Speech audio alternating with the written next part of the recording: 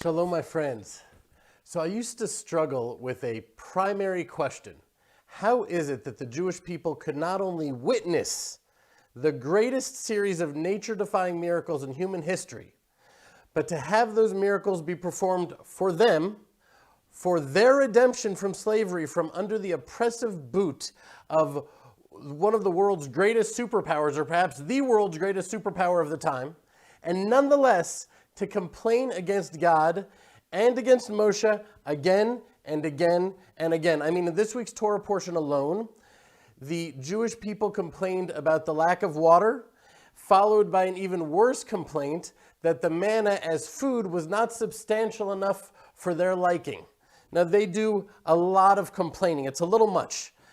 Now, on the one hand, it's further testimony to the divine authorship of the Torah, because no nation would write a book about themselves being the chosen people and at the same time highlight their many rebellions and shortcomings again and again and again.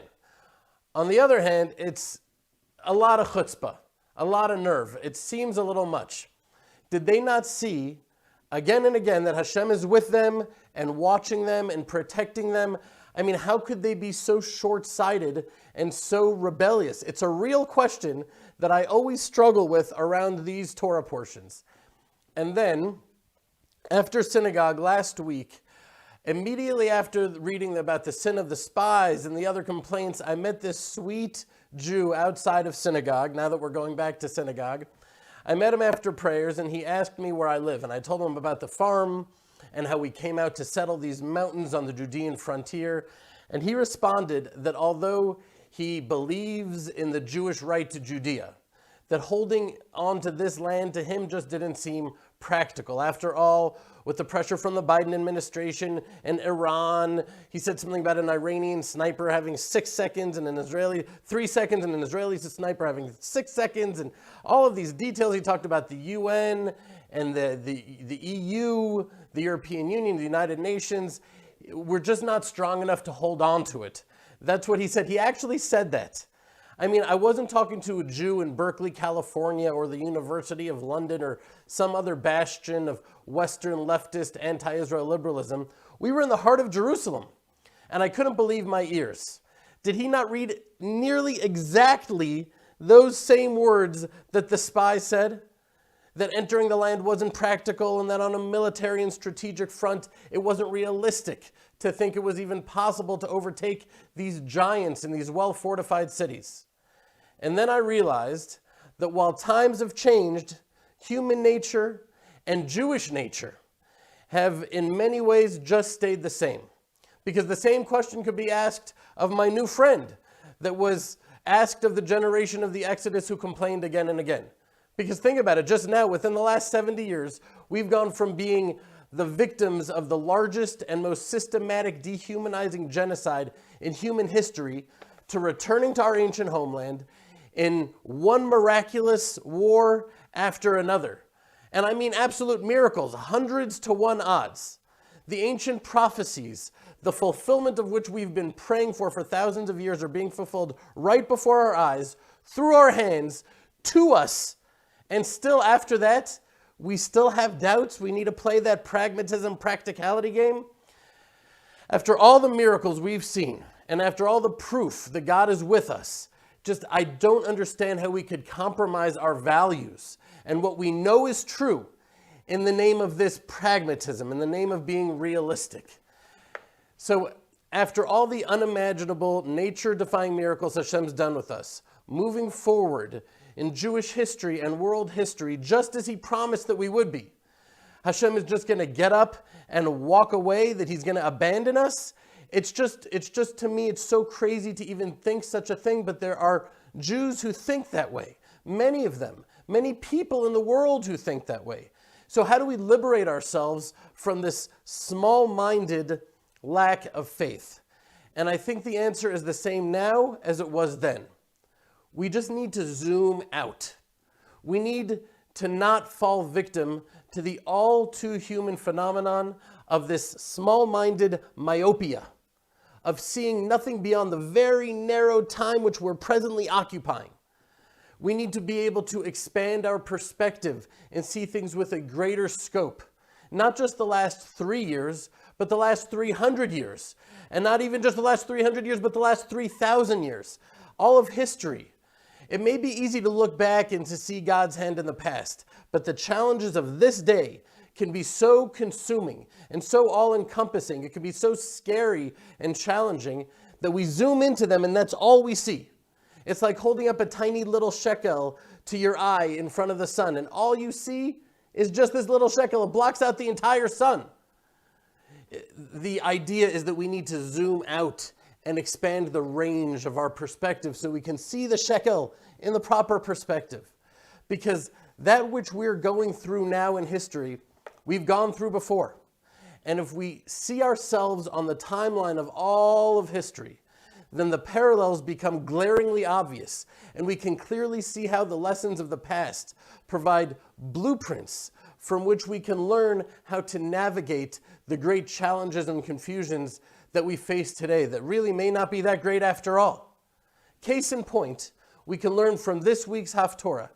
It's taken from the book of Judges, chapter 11, verses 1 through 33. Now, Rav Binyamin Zev Kahana, a great Rav of Jewish history that was actually assassinated, that's another story. He pointed out the perfection of the parallel between what the nation of Israel faced almost exactly 3,000 years ago to what we're facing today in our times. Okay, so the story starts in the Torah portion, not the Haftorah, but the Torah portion, with the nation of Israel continuing their journey to the Promised Land, and they send emissaries seeking permission to cross through the lands of the Edomites and the Ammonites, and they came as friends. They were super polite. They called them brothers. They said that they would stay on the king's road, and that if any of their people or their animals drank from the waters, they would pay full price. But no. In their state of seeming vulnerability, these kings heartlessly refused them, and they confused their civility, the civility of the Jewish people, that is, with weakness. And both kings waged an offensive war on the Jewish people, and both kings lost, after which the nation of Israel inhabited the lands that they had just conquered in these defensive wars with clear, undeniable intervention of Hashem on their behalf. Now here's where it gets interesting. Let's go back to the Haftorah in the book of Judges, which takes place just 300 years after that. In the time of the Judges, the Jewish people find themselves in dire straits under threats from the Ammonites, because of which they recruit Yiftach. Now he was this warrior leader who they rejected many years before, and they promised him leadership if he would come to their aid against the Ammonites. So Yiftach agrees, but before heading out to war, he seeks a diplomatic solution.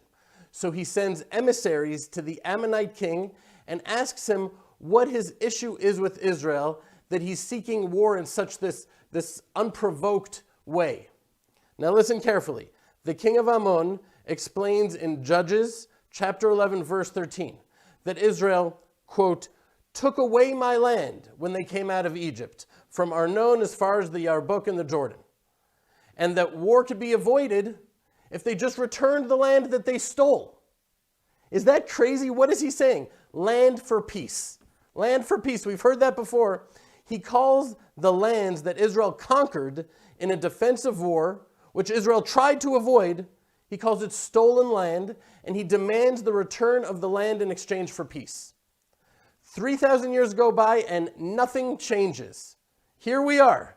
Just the faces and the names change, but everything is pretty much the same. The same baseless accusations are hurled at Israel with the same demands and the same dilemmas. But if we only take a moment and zoom out, if we only expand our range and study the way Yiftach responds, then perhaps we can understand how we too can respond to these attacks today.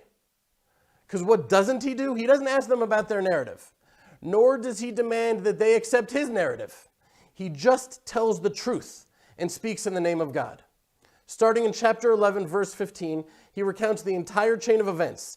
And then in verse 23, he culminates his message by saying, so now the Lord of Israel has driven out the Amorites from before his people Israel, that you should possess the land. Right? Get this. So now the Lord of Israel has driven out the Amorites from before his people Israel, and you should possess his land. Will you not possess what your God Chemosh gives you to possess? We will possess all that the Lord our God has given us in our inheritance. That's what they said. My friends, may Hashem finally bless us with the leader who will have the courage and the faith to speak that simple truth. That it's not because of any historical claim that we have a right to this land, nor is it because of a continuous Jewish presence, nor is it because of the United Nations or the League of Nations or any other certification from the nations. But the land is ours because God has given it to us as an eternal inheritance in order for us to be a light unto the nations and a blessing to the world. May Hashem finally bless us with that leader that will confidently proclaim that God created the world and that the world is his. And in his wisdom, he gave the land of Israel to the nation of Israel. And that is our right to the land. Because when we have that leader who speaks that simple truth to the nations of the world, I believe they'll respect it. And if they don't, they'll face the same fate that the king of Ammon did against Yiftach. They'll be subdued and defeated before the nation of Israel, who places our faith and our destiny in the hands of God. That's my message today. Thank you so much, my friends. Back to you, Jeremy. This highlight was taken from the Land of Israel Fellowship. Every week, hundreds of families from literally around the world come together on our live Zoom sessions to strengthen each other, to inspire each other, and to learn Torah from the Land of Israel, in which we connect the dots between the Bible, the Hebrew language, and the confusing events of our times. Go to www.thelandofisrael.com/fellowship or click on the link below to join. Thank you.